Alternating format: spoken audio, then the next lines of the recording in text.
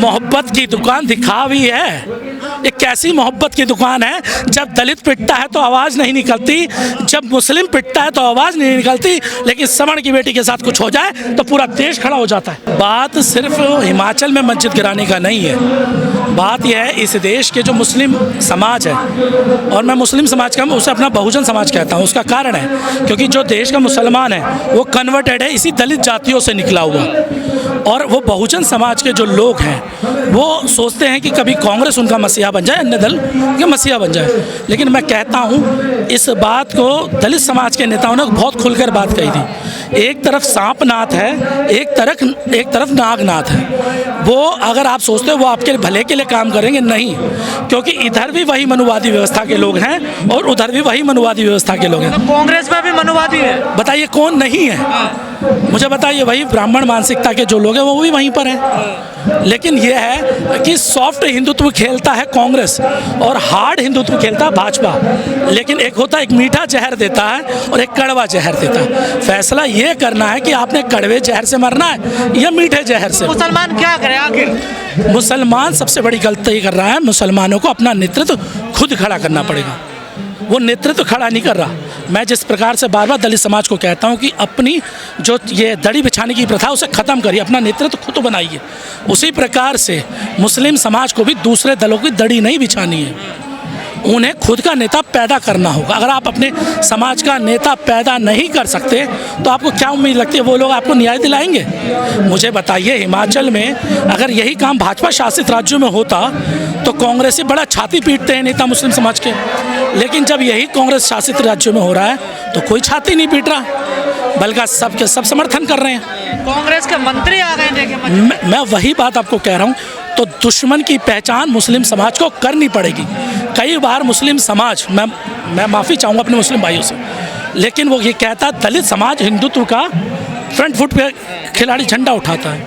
लेकिन मैं उनसे कहता हूँ जब भी लड़ाई होती है मुस्लिम समाज की, जब भी मुस्लिम समाज अपने हक अधिकारों के लिए लड़ता है तो सबसे ज़्यादा यही दलित समाज उनके साथ कंधे से कंधे मिला के खड़े होता है। तो इनको भी चाहिए जब दलितों के कोई आंदोलन मूवमेंट हो तो बढ़ चढ़ के इन्हें भी हिस्सा लेना होगा। पर वहाँ के लोग, वहाँ की महिलाएं कह रही कि हमें डर लगता है, जुम्मे के दिन ये तमाम लोग आ जाते हैं। सर देखिए, ये मजाक बनाया हुआ, डर लगता है। 2014 हो हमारे देश में संविधान में दलित समाज का इतना लंबे समय शोषण हुआ, उन्हें डर नहीं लगता।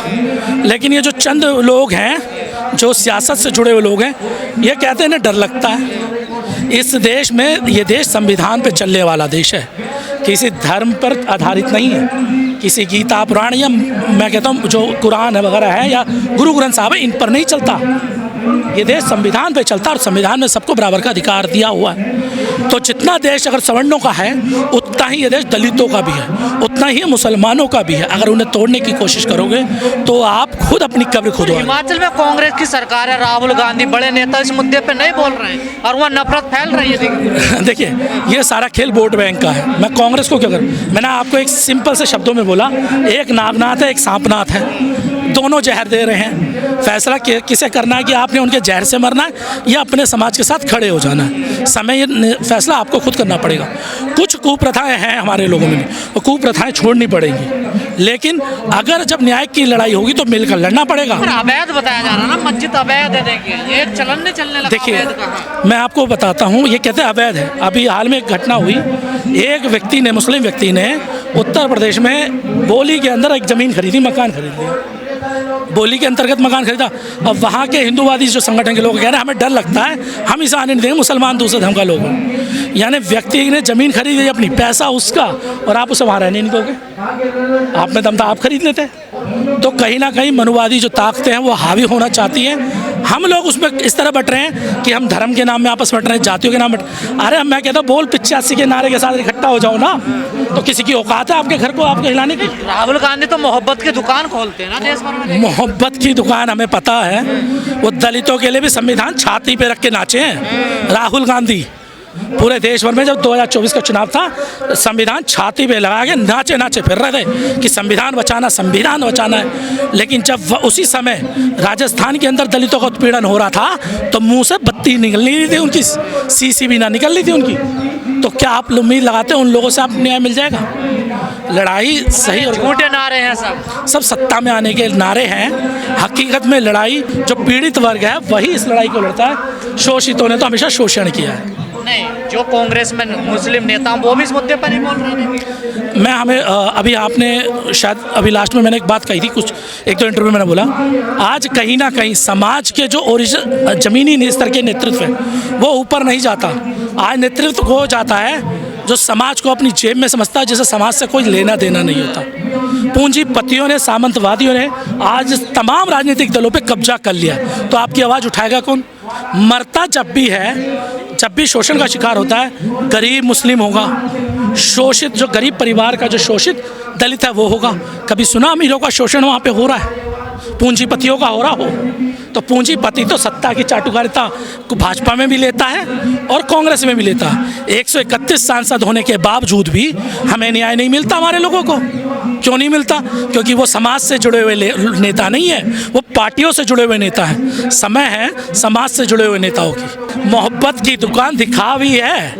ये कैसी मोहब्बत की दुकान है? जब दलित पिटता है तो आवाज़ नहीं निकलती, जब मुस्लिम पिटता है तो आवाज़ नहीं निकलती, लेकिन समण की बेटी के साथ कुछ हो जाए तो पूरा देश खड़ा हो जाता है। राहुल गांधी हिस्सेदारी की बात कर रहे हैं, सबकी बात कर रहे हैं। वो देखिए, संवैधानिक राज की बात करते हैं देश में, और उन्हीं के ही राज्य में हजारों लोग सड़कों पे आ जाते हैं। सत्ता नहीं है तो हिस्सेदारी की बात हो रही है। 60 साल सत्ता में थे, 22.5% दलितों का आरक्षण मिलता है, 27% ओबीसी को मिलता है।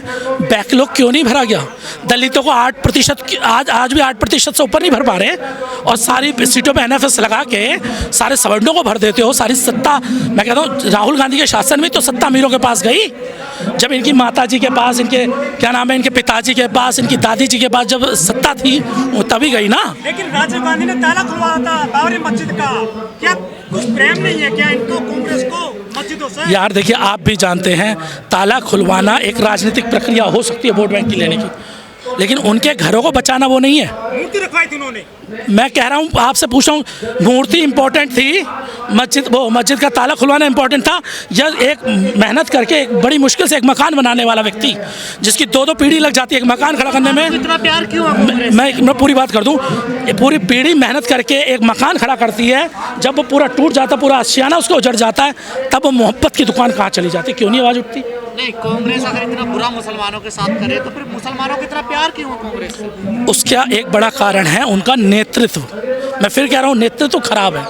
सही नेतृत्व उन्होंने लिया नहीं, क्योंकि कहीं ना कहीं शिक्षा का अभाव दिखाई देता है। समाज, बाबा साहब कहते थे, शिक्षा वो शेरनी का दूध है, जो पिएगा वो दहाड़ेगा। हिमाचल के शिमला में हजारों लोग सड़कों पर आ गए हैं मस्जिद गिराने के लिए। ये आरोप लगता था कि जहाँ जहाँ बीजेपी की सरकार है ऐसा वहाँ पर हो रहा, लेकिन हिमाचल में कांग्रेस की सरकार है और वहाँ पर भी लोग हजारों की तादाद में एक मस्जिद को गिराने के लिए सड़कों पर आंदोलन कर रहे हैं, वहाँ पर बैठे हुए।